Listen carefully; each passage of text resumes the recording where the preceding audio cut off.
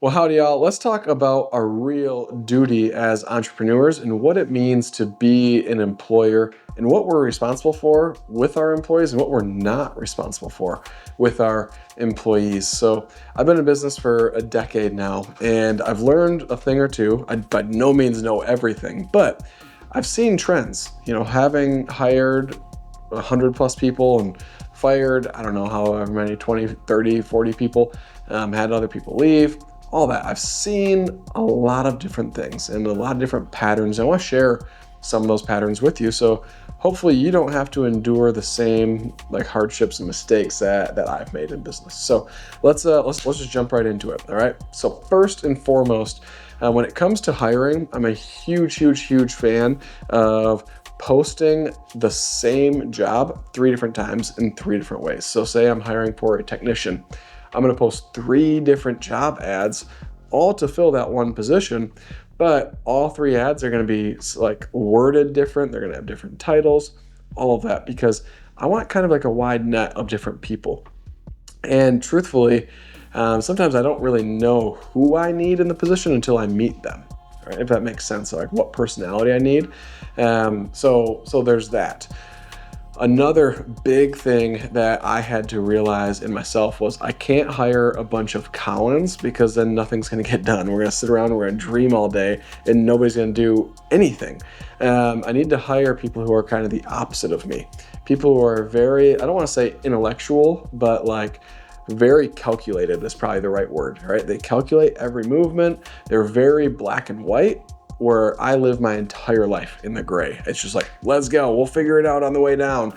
But I need people who are definitely black and white people and severely organized. So my management team, that's who I surround myself with. People who are really organized. Now, when it comes to technicians or sales reps, entry-level positions, if you will, they can be like me. That's okay. But I got to keep it in check. I can't let them just hang out in my office all day and let's chit chat, because then I get nothing done and they get nothing done. So when it comes to making that hire though, A, I look for people that are a little bit different than me. But B, I look at who they're going to be working with, and I try and get opposites there as well. I'm not saying opposites that are gonna fight all the time, all right? But people who have just different personalities. One chatty Cathy, one serious guy, right? One guy that is a jokester and one guy that's not. One guy that is I'm gonna run through a wall, I'm all jacked up on Mountain Dew, whatever, right? And then one guy who eats really clean and takes care of himself and whatever else, right? So I try to get opposite people on this, because what I've discovered is, we've all heard it, opposites attract. And it's not that I want to create a bunch of couples or anything in my business, but they work better together. So when I have 2 different people with different personalities trying to achieve the same goal, I've learned that, personality A really likes doing this part of the job, personality B really likes this part, and we end up with an excellent job done. All right. So that's really important to recognize that. So those are some hiring tips, but I want to talk about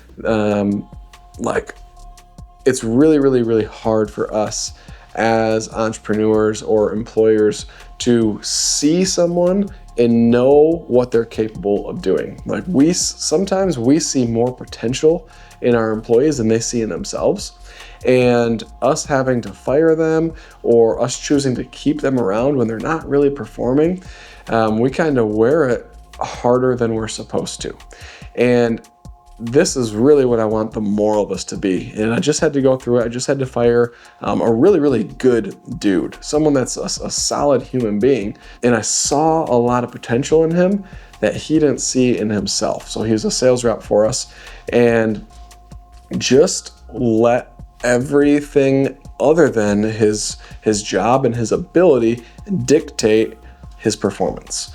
All right, so all the outside drama and stuff, family drama and his health and whatever else, it all dictated how he performed in the job. And he was full commission, so he wasn't really making any money. I kept him on for 4 months. And I just kept like, hey man, like just trying to help him, and like, call me before you show up to this estimate. Like, I want to talk to you about it. And he'd call me on the way, and I'd run through what to do. And like the few times he did that, guess what? He got the sale. But literally every other time he didn't do it, he didn't get the sale. All right. I had to like amp him up every time, and then he just like, forget it. And I wore it really, really hard. I kept him for 4 months, and he wasn't performing. He was less than a 10% closer. And I should have fired him a month and a half ago, but my bleeding heart saw his potential, and just wanted to keep feeding into that. But it's like the old saying, you can lead a horse to water, but you can't make him drink. And that's really what was going on here was, I saw more potential in him than he saw in himself. And I was willing to invest more into him than he was willing to invest into himself. And we see this a lot with employees. We see it with their home drama. They might not, they might be living with a girlfriend, and girlfriend is just chaos always, and she's blowing him up at work, and he can't get work done because she's a mess at home or whatever. We see that. Or we see, the office lady whose kid is always in trouble, and she's got to constantly be running, like all sorts of crazy stuff that I've seen and been a part of. We see their potential, and we hold on to that potential way longer than we should, and we're willing to invest more into a person than they're willing to invest in themselves. So our duty as an entrepreneur is not to that one person, but to the entire team. And if we allow one person who's not pulling their weight to stay on the team, we're failing everybody else. So while we think that we're doing what's best for them, we're actually harming everybody else. So this fella I'm telling you about, I told you he did not close very well. Almost every single job he sold turned into, a nightmare job. All right. Not enough notes, not enough details. Customer was a wackadoodle, whatever else, like a wackadoodle we shouldn't have sold to. They almost always turned into that. And before you knew it, like production was just like, I don't even want any of his jobs. I don't want to deal with it. I hope he doesn't sell. Right. And that's not good, right? And then they're showing up defeated before they even show up to the job, and it's just a nightmare. So I'm wearing this one a little bit heavy. I just let this guy go yesterday, but I know it's the best choice for the best decision for the company because of the fruit that's already come from it, from the rest of the team. And I need to be faster at recognizing that it's not my duty to help lift him up out of all the crap in life.